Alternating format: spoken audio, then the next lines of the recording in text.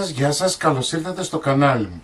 Πάμε σήμερα να φτιάξουμε μια συνταγή για κέικ την οποία δεν θα ξεχάσετε ποτέ. Με 6 φλιτζάνια, 6 κούπες θα φτιάξουμε το ωραιότερο κέικ που υπάρχει.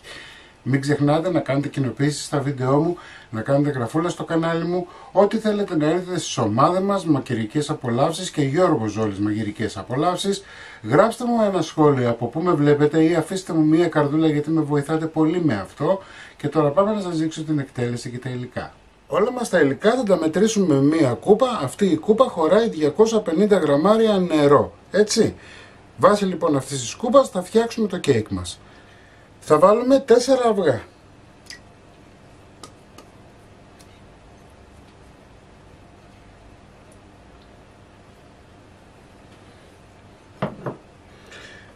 Μία κούπα ζάχαρη 220 γραμμάρια.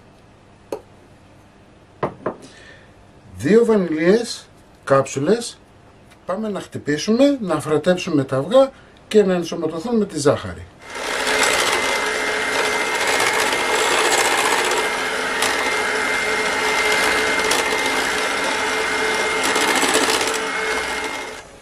Αφού διαλύθηκαν λιγάκι τα αυγά μας με τη ζάχαρη, θα βάλουμε μια καλή τσιμπιά αλάτι.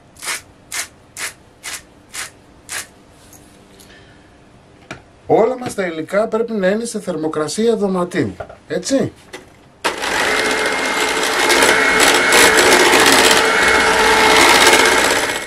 Κοιτάξτε πόσο ωραίο έχει γίνει. Λοιπόν, σε αυτό το σημείο θα βάλουμε μία κούπα βούτυρο ή μαργαρίνη. Αυτό είναι στη δική σας την κρίση του τι θα επιλέξετε να βάλετε. Το βούτυρο ή η μαργαρίνη μας είναι 230 γραμμάρια και έχουμε κρατήσει 20 γραμμάρια για να πιάσουμε να λείψουμε τη φόρμα μας. Λοιπόν, σε χαμηλή ταχύτητα πλέον χτυπάμε.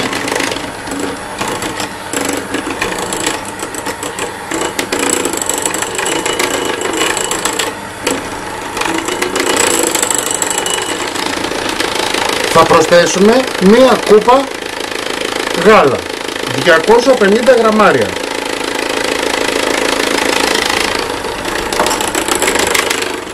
Ανάψτε το φούρνο σας 170 βαθμούς αντιστάσεις πάνω κάτω. Όσες κυρίες δεν έχετε αντιστάσεις και έχετε αέρα, γιατί πολλοί με ρωτάτε, θα ψήσουν στους 160, 10 βαθμούς δηλαδή πιο κάτω. Εντάξει. Εδώ έχω 3 κούπες αλεύρι και θα βάλω 3 κουταλάκια του γλυκού baking powder.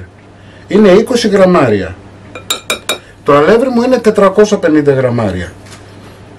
Θα το προσθέσουμε όλο στο μείγμα μας.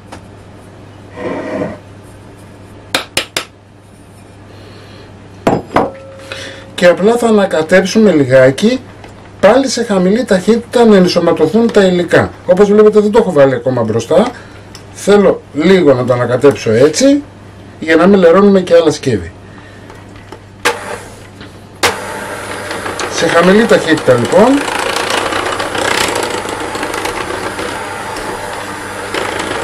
Να ενσωματωθούν τα υλικά μας. Πρέπει να καθαρίσουμε λίγο τα τυχώματα. Όπως θα είδατε, δεν έχω βάλει ζάχαρη που βάζουν στα κέικ, που συνήθως βάζουν 380, 350, 400 γραμμάρια. Έτσι, δεν έχω βάλει γιατί θα βάλω σιρόπι σοκολάτας. Για να κάνουμε και ένα ωραίο σχέδιο. Γιατί τι λένε, πρώτα χορταίνει το μάτι και μετά το στομάχι.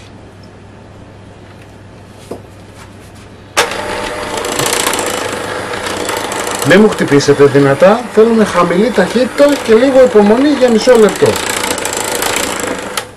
Το μείγμα μας είναι έτοιμο.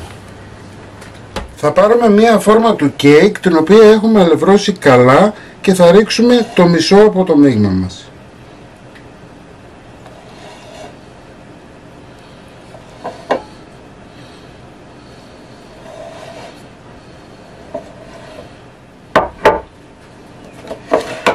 Θα απλώσουμε με μία σπάτουλα προσεκτικά. Θα πάρουμε σιρόπι, αυτό που βάζουμε στα παγωτά. Μπορείτε να βάλετε ό,τι γεύση θέλετε, έτσι. Εγώ έχω επιλέξει να βάλω σήμερα σοκολάτα.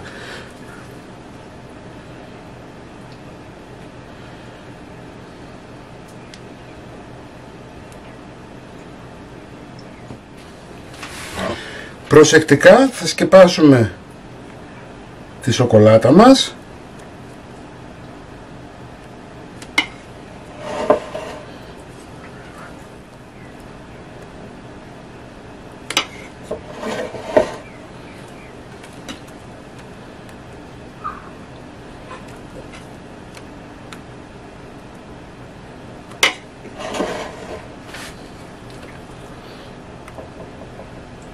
Θα βάλουμε όλο το μείγμα μέσα, έτσι.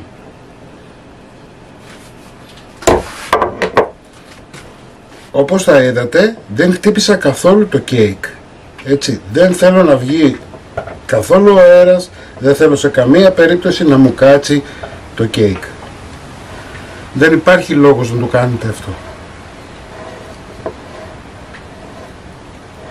Και μην ξεχνάτε ότι έχει βούτυρο μέσα, το οποίο όταν λιώσει, αυτό είναι που θα του δώσει την τελική του μορφή. Θα πάρω σοκολάτα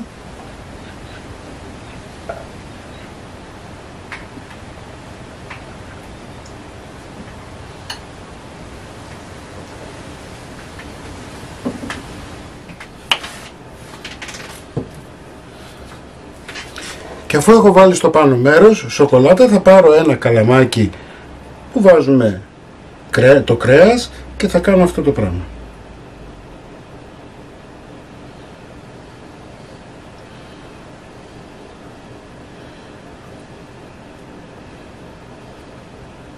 Σχεδιάκι μπορείτε να του κάνετε ό,τι θέλετε, έτσι.